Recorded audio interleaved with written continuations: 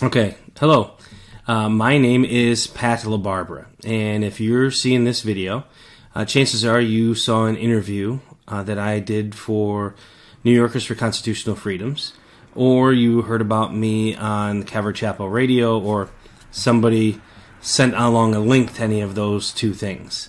I want to start off by saying that this isn't normal for me. I don't do this. I've never done this before. I don't really even know how to go about doing it. I have been a missionary in Ukraine for around the last 20 years. But I am a tent maker missionary. I own a health insurance agency in upstate New York, and that's what pays me to do missionary work. I have started 6 churches. I don't start churches anymore. I work as a professor. I guess it's easier to kind of explain it this way. September, October, November, and December, I do open enrollment for health insurance. I have small businesses, individuals, and retirees. And then January, February, March, April, May, I'm a professor. I teach international economics and medical triage in English in Ukrainian universities. And then June, July, and August, I help other places with doing free medical clinics in remote Russian-speaking villages or summer camps for Ukrainians, whether it's teenage camps, English camps, young moms camps. And that's how my year goes. And then I start over by coming back to America. So it's about 7 months abroad, 5 months here. It's 7.5, 4.5, 5.5. It changes depending on what the year is. I brought that up to you because I have never asked for support. I've never done deputation. I have never taken donations. I've never done that before. I don't actually like the idea. No, this is no offense to any missionary who's taken it and has gone to church to get the money to be able to do what God called them to do.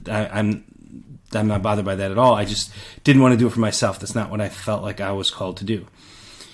Well, as you well know, with all the things that are going on in Ukraine right now, I am not one to sit back. I don't want to watch the news and just see what's happened. I want to take action.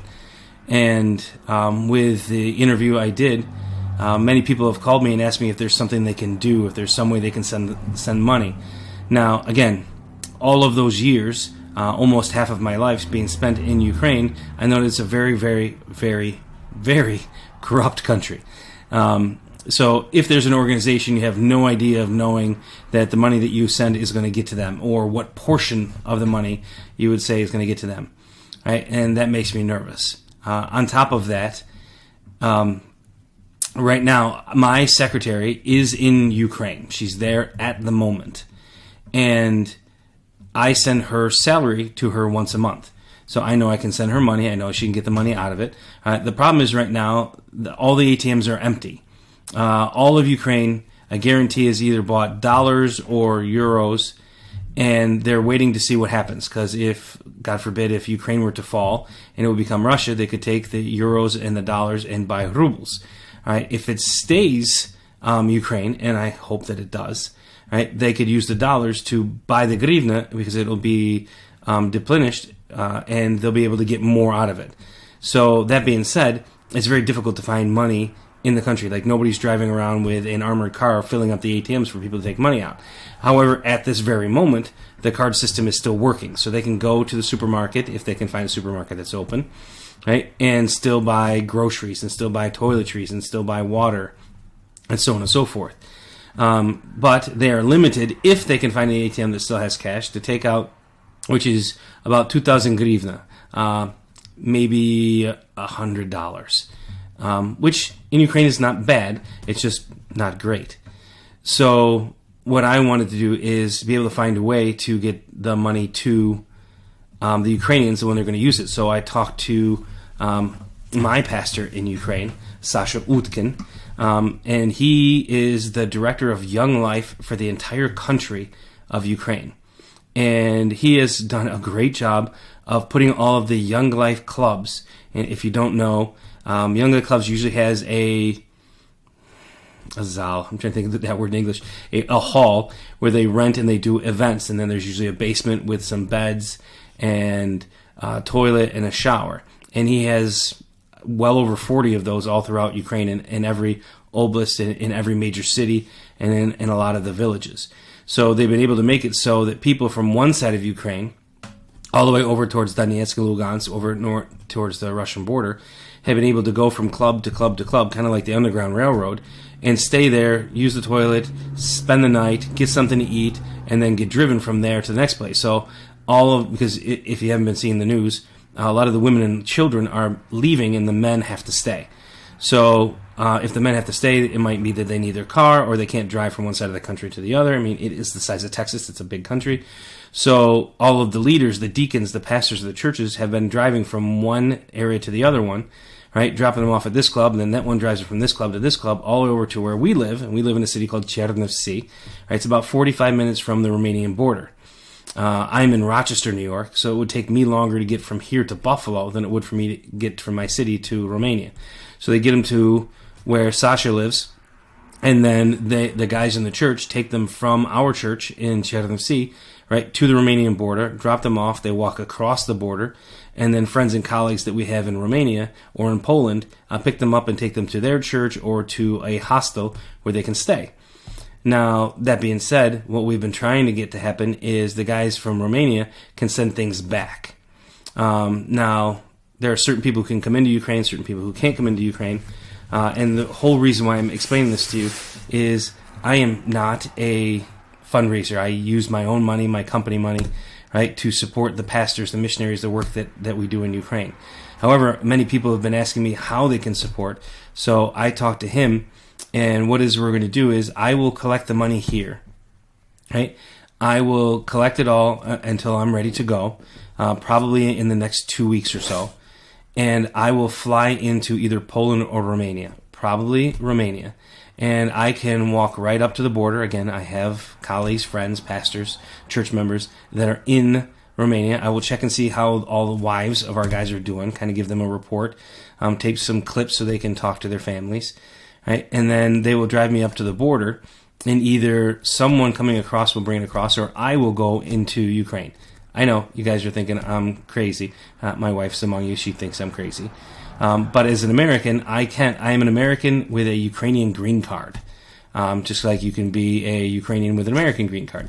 So I can literally walk across the border, hand the cash, every single penny that's donated, right, to my pastor.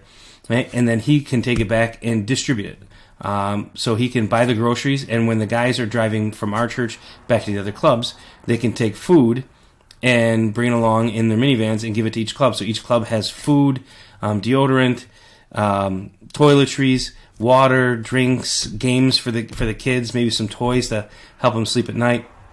Right? So they can make it all the way back to Donetsk, Lugansk, Odessa, all the way up into Kiev, believe it or not. So I said all of that to say this. This is not something I want to have up forever. I don't want to be taking constant donations so that I can be the bank between America and Ukraine. Right? There is a need that is there. They need the money in order to be able to feed all these people and take care of them. I am afraid that if we were to send money, that the money wouldn't actually get to them. And if it did get to them, not all of it would get to them. So I would be willing to spend my money to book a flight from here to there. I will risk myself so that I can walk into the country, hand it to them, then walk right back across the border. It's like 2 kilometers. It's not that far.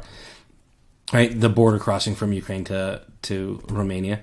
Right? So guarantee that they will get every penny and what it is that they need in a timely fashion, so that if the government turns off the bank, if somehow Russia is able to turn off the internet and they can't get to the money that's stored in there, they will have, my hopes is, thousands of dollars of cash that can be distributed to pastors and deacons of churches all the way across from one side of Ukraine to the other, with trustworthy people that can be given to the people that are in most of need.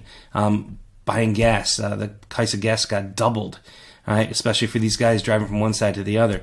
They have to understand that a good salary in Ukraine is probably $200 a month. And their gas costs as much as our gas does here in New York, $3-4 a gallon. So for them to be able to drive for hours at a time to get from club to club to club is wreaking havoc on their income, but they're doing it to save lives and save souls. Also, these clubs are places where non-Christian people can come because they have basements, there's shelters in case the bombing goes, so they can wait out the bombing and then be taken from one place to the other the next day.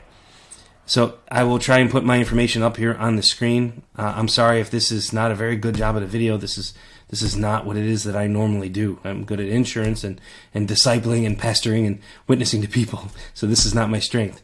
I will put my information below. And if you would give, just understand that every single penny will go to people that will actually use it to help other people be safe, get fed, and get restored. Thank you very much.